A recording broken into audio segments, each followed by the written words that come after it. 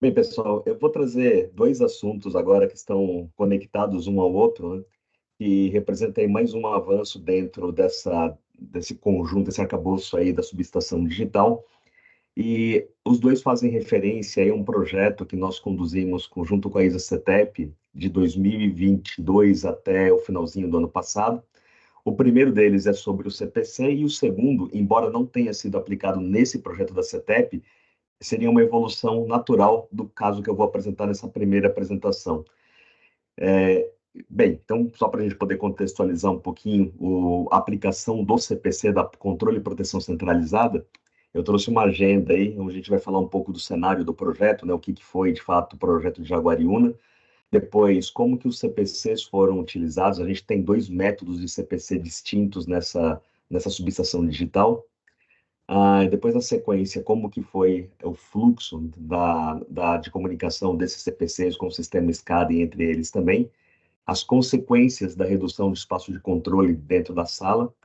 Há um outro tema que é muito importante para a subestação digital, que a gente vem discutindo nos eventos do SIGREI com muita frequência, que é o sincronismo via PTP, e depois algumas conclusões que nós tivemos aí junto com a ISA CETEP no final do projeto.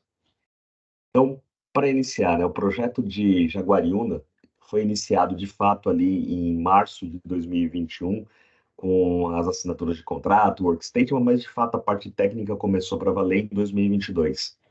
E esse projeto, como se trata de um empreendimento de pesquisa e desenvolvimento, nós elegemos, junto com o cliente, 12 entregáveis, né? 12 resultados, 12 produções no final, né? Que basicamente passa aí para desde o uso de wireless industrial até a questão da aplicação do CPC. E pensando nos resultados, o que a gente obteve de resultado concreto até agora, né? Além de toda a produção acadêmica, esse projeto ele traz alguns quesitos técnicos que foram aplicados pela primeira vez no mundo, justamente nesse empreendimento. Só para mencionar um deles, além do próprio CPC, há uma aplicação aqui da norma 1850-90-1, que é a teleproteção via 1850, onde os buses de São Paulo são transportados de uma subestação para outra, do terminal remoto até o terminal local da linha, utilizando multiplexadores com interfaces dedicadas para trabalhar com os protocolos de tempo real. Então, a gente teve alguns entregáveis, de fato, alguns resultados aqui que foram inéditos no mundo, pensando aí no contexto de subestação digital. E falando especificamente dos CPCs, da aplicação dos CPCs, o que nós fizemos aqui? Há, há dois produtos, né, que são Hitachi Energy, da família 670, e outros dois que são do portfólio da ABB. Então, o que acontece? No caso do Reliant 670, como ele tem uma capacidade bastante grande de lógica, de blocos de proteção e também de comunicação, nós optamos por usar uma proteção principal e uma alternada, usando esse ED tradicional, mas trabalhando como CPC. O que isso significa na prática? Todo o controle e toda a proteção da subestação de Jaguariúna de 138 kV, incluindo os alimentadores de 11.5, todo esse mecanismo está condensado em um único IED. Então, olhando aqui para a família 670, se eu perder um IED, o segundo, a produção alternada, consegue executar integralmente todas as funções de produção e controle dessa subestação. Então, esses dois Reliant 670 que estão aqui estão operando como CPCs, como controle e produção centralizados. Só que, além dessa proteção principal e alternada, nós tivemos também uma cadeia terciária e quaternária, composta por dois computadores, de fato, dois CPCs, que é o SSC 600 da ABB, fazendo exatamente a mesma coisa dos Reliants. Então, se a gente for pensar de uma maneira mais geral aqui, mais holística, eu tenho uma cadeia quaternária de produção e controle. Se eu perder três IEDs desse, independente de qual é, esse que permanece na arquitetura funcionando consegue proteger e controlar a subestação inteira. Seja o CPC SSC 600 ou o CPC Reliant 670 que está aqui. E a ideia de ter esses dois métodos aqui distintos foi justamente para poder comparar um método com outro, um equipamento com outro, para verificar performance, segurança, estabilidade do sistema da arquitetura que foi montado. Tá? E basicamente aqui no meio a gente tem todas as funções que foram utilizadas para poder executar essa produção e todas as funções de produção e controle. E no final, na implementação final da arquitetura, nós optamos não de deixar o Reliant como produção principal e alternada e o SSC como secundário e quaternário. Nós fizemos como terciário e quaternário. Nós fizemos um arranjo de deixar os 670 como produção principal, um SSC como secundário e na terciária e na quaternária o mesmo arranjo. Então, sempre um Reliant e um SSC 600, na outra cadeia um Reliant e um SSC 600. E a partir daí, todos os ensaios de redundância, de período de comunicação, contingência com o sistema supervisório foram realizados. E como se trata de um projeto disruptivo, a gente olhando até para os mecanismos de teste, protocolos que a gente tinha até então, a gente chegou numa conclusão, todo nosso quanto a ISA, de nada que a gente tinha produzido até então daria para poder usar integralmente no projeto. Então, qual foi a decisão? Nós escrevemos 9 capítulos de teste, são 9 cadernos independentes, seja para cibersegurança, ou para o CPC, ou para teleproteção, nós resolvemos criar uma documentação nova para poder testar essa arquitetura. Bem, e aí, seguindo adiante, o que a gente tem aqui em relação à arquitetura, né? Logo mais aí à esquerda, a gente tem um exemplo de como que ficou situado o Station Bus. Então, a gente está falando aqui de uma arquitetura com PRP, com os 4 CPCs conectados exatamente como está aqui à esquerda, só que tem um pequeno detalhe. O SSC 600, ele não, no momento que nós testamos aqui no projeto, ele ainda não contemplava as 4 portas de comunicação para ter redundância no Process Bus e no Station Bus. Então, o arranjo feito aqui os dois 670 estão com as suas 2 portas conectadas nessa rede PRP, e no caso do SSC 600, nós elegemos cada um deles para se conectar respectivamente na LAN A e na LAN B. Então, cada um deles só tem uma porta conectada no Station Bus por uma limitação do equipamento no momento do teste. E em relação ao Process Bus, nós temos 3 merge units distintas aqui, 3 tipos de merge units distintas. Então, foi o primeiro projeto que nós fizemos para poder comprovar a interoperabilidade entre diferentes merge units num projeto comercial e com esses equipamentos presentes no Process Bus. Então, nós temos no arranjo merge units redundantes no 138 kV, e no 11.5, nós temos merge units distintas somente para esses alimentadores, com 3 tipos também conectados a essa faixa de tensão da merge unit. E no caso dessas merge units distintas, o que a gente tem como modelo de fato? Há um conjunto de merge units da Hitachi, um outro conjunto da ABB chamado REF 615 e um terceiro conjunto que é também da ABB chamado REC 640. São 3 implementações com diferenças assim entre elas, justamente para poder observar as questões de interoperabilidade, não somente em relação ao Sampovalos do GUS, mas também e principalmente em relação ao PTP, né? Logo mais aí à direita, a gente tem figuras da subestação, como é o arranjo da subestação Jaguariúna, com seus alimentadores e as entradas de linha e o trafo, e logo aí, um pouco mais aí à direita, como que ficaram configuradas as merge units. Então, aonde eu estou com o mouse aqui, na parte de cima, a gente tem as merge units da Hitachi, e abaixo nós temos as merge units, os 2 modelos da ABB, conjugados aqui aos alimentadores. E um outro detalhe importante aí que acho que é importante mencionar, né? Para poder fazer uma avaliação das técnicas de redundância disponíveis na norma 62439, PRP e HSR, nós aplicamos nesse projeto os 2 protocolos, os 2 métodos de redundância simultâneos. Então, o barramento de estação ficou de fato só com o PRP, mas no barramento de processo nós temos o PRP e o HSR implementados. E a ideia aqui é observar, não somente nos testes de laboratório, mas depois na implementação do campo, as vantagens, desvantagens, benefícios ou problemas que ou limitações, no caso, né, que cada um desses protocolos oferece, né, para essas regiões da arquitetura. Foi um ponto bem interessante, principalmente no momento da implementação em relação à infraestrutura, ficou muito claro a diferença entre o PRP e o HSR em relação à simplicidade que um oferece e os cuidados que o outro demanda, né? Foi algo bem interessante de observar.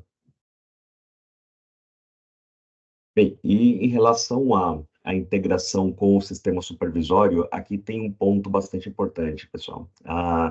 Como nós temos 4 CPCs, 4 unidades de controle e proteção, como que o fluxo para o Station Bus até o supervisório foi determinado. Naturalmente, as 4 cadeias, a cadeia quaternária de proteção envia os seus eventos simultaneamente para o sistema supervisório, e para a parte do controle, como nós usamos o microescada aqui da Hitachi, nós fizemos um mecanismo, na verdade, programamos um mecanismo default que o sistema já oferece, chamado Proxy Station. Como na prática isso funciona? É possível determinar uma ordem de prioridade entre os CPCs, quem é a unidade principal, alternada, terciária, quaternária, para que o sistema supervisório, na instância de controle, se conecte a só um desses CPCs. Numa eventual falha do equipamento ou perda de comunicação, o sistema, por esse recurso do Proxy Station, procura a segunda unidade de prioridade, depois a terceira e a quarta. E ainda assim, se o operador quiser que o controle seja feito por uma unidade, por um dos CPCs específico nesse momento, ele tem uma chave de seleção também na EHM que consegue fazer isso. Então, na prática, a gente tem os 4 CPCs enviando eventos de proteção e para o controle, para executar o controle e receber os feedbacks dessa função, é eleito um dos CPCs como o IED principal no momento para essa finalidade. Bem, em relação ao espaço, pessoal, uma coisa que a gente já tem como uma premissa aí quando fala de subestação digital, né? A redução do espaço em sala de controle. Isso não é uma coisa só de PowerPoint, na prática realmente se vê isso. É lógico que depende muito da questão da filosofia que a concessionária tenha e também dos recursos que o IED ou o sistema do fabricante oferece, mas aqui a gente viu uma coisa realmente extremada em relação à diminuição de espaço. Como a subestação de Jaguariúna é dos anos 70, então todos os painéis que estavam lá no serviço auxiliar, controle e proteção, eram muito antigos, algumas coisas eletromecânicas ainda. A gente vê até aqui um anunciador de alarme na foto, né, que se usava bastante até o final dos anos 90, começo dos anos 2000. Tudo isso saiu da sala e a gente acabou instalando só 2 painéis. A sala de controle tem 2 painéis só para o que se refere à produção e controle. O primeiro deles com os 4 CPCs, como está aqui no desenho, e o segundo é um painel de comunicação, onde nós instalamos o sistema SCADA e também toda a suíte da rede de comunicação do Station Bus e do Process Bus. Um detalhe interessante aqui ainda para mencionar é que o sistema SCADA, também como um deliverable, como um entregável desse projeto, nós virtualizamos com uma tecnologia bare metal em um servidor da Dell para que justamente se tivesse maior flexibilidade de expansão no futuro. Então, o microSCADA aqui, ele está sendo executado dentro de um container, de uma máquina virtual do VMware ESX Server. É uma virtualização com uma performance bastante alta, justamente porque ela usa o método bare metal, ou seja, um acesso direto da máquina virtual ao hardware. Então, aqui foi algo bem interessante de se observar, né, em relação à redução realmente do espaço da sala de controle. Foi algo bem notório, né, até pelo fato de se usar o CPC. Bem, pessoal, e aí a questão do sincronismo, né? A gente fez uma série de testes, né, com um caderno específico para essa finalidade em relação ao PTP. E o interessante aqui é que a gente tem 2 famílias, né, de equipamentos de EDs e Merge Units que utilizam o Power Utility Automation, né, o PTP, de acordo com a norma 6150-9-3, e outros equipamentos que utilizam Power Profile do I3E. E, na prática, durante os ensaios, tanto em campo quanto no laboratório, nós não observamos nenhum ponto assim de fato que pudesse prejudicar ou ameaçar o sistema de uma forma mais severa em uma eventual falha de sincronismo. Existe um tempo de cuidado de bloqueio das funções de proteção se os 2 relógios de NSS saem de operação, mas pelo fato de 2 desses CPCs contemplarem a função de boundary clock, eles podem assumir a função de master clock dessa rede e continuar sincronizando toda a arquitetura, mesmo se os 2 relógios GNSS apresentam uma falha ou são desconectados da arquitetura. O fato do IED de um dos CPCs ou de 2 dos CPCs terem essa funcionalidade permite que a arquitetura se mantenha sincronizada com todos os alarmes para avisar que houve uma falha sendo reportados para o sistema supervisório, para que a manutenção seja avisada e tome uma ação o mais rápido possível, né? Então, esse foi um ponto interessante, explorando-se a inteligência que o protocolo PTP tem. Então, apesar de demandar algumas atenções em relação a um período onde não há um GNSS presente, até que o algoritmo BMCA do PTP tome a decisão de designar qual é o próximo master clock. Existe uma questão cuidado aí na configuração da proteção para mantê-las bloqueadas durante esse período. A gente observou que o PTP, de fato, é um protocolo muito resistente, muito poderoso para sincronismo, e não tem nada parecido com o legado, se a gente olhar para o IRIG-B, SNTP, ou outras técnicas até mais antigas do passado, como PPS. Então, se mostra realmente um método bastante robusto. Porém, há alguns trabalhos ainda que são bem-vindos hoje por parte do I3E e do IEC para tentar unificar alguns perfis que a gente utiliza para sistema de potência. Existe uma certa confusão ainda nessa questão dos vários perfis que existem do PTP hoje, mas a gente já vê alguns trabalhos interessantes de tentar unificar algum desses perfis aí, que deve acontecer no futuro bastante próximo. Bem, e aí, como conclusões, pessoal, que a gente pode observar aí como dois pontos bem interessantes, né? O primeiro deles, em relação ao boundary clock, os IEDs terem a capacidade de se tornar master clocks da arquitetura numa eventual falha generalizada do GNSS, é algo muito bem-vindo. O outro é a questão da interoperabilidade das merge units, das três modelos de merge units que estavam conectados aqui no barramento de processo, enviando informações, publicando informações para 4 CPCs, num arranjo realmente inédito aqui na nossa região, América do Sul, pelo menos. E uma outra surpresa muito bem observada, muito agradável, foi que realmente os CPCs, todos eles, performaram as funções de proteção e controle de uma maneira muito similar, apesar de ter duas tecnologias, dois métodos aqui, tanto o CPC baseado no IED tradicional, quanto o CPC neste hardware computacional, que é o SSC600, tiveram resultados muito similares em relação a tempo de operação de proteção, estabilidade e também para a parte de controle. A única questão que fica um ponto aqui é que, no caso do SSC600, esse CPC baseado em computador, havia algumas limitações em relação à quantidade de portas de comunicação e também em relação ao próprio boundary clock, que ele ainda não suportava, mas esse é um ponto que a gente tem observado no portfólio da ABB que também tem evoluído. Então, isso foi uma foto do momento da execução desse projeto. Bem, pessoal, sobre essa apresentação sobre esse empreendimento, isso é o que eu gostaria de compartilhar até esse momento.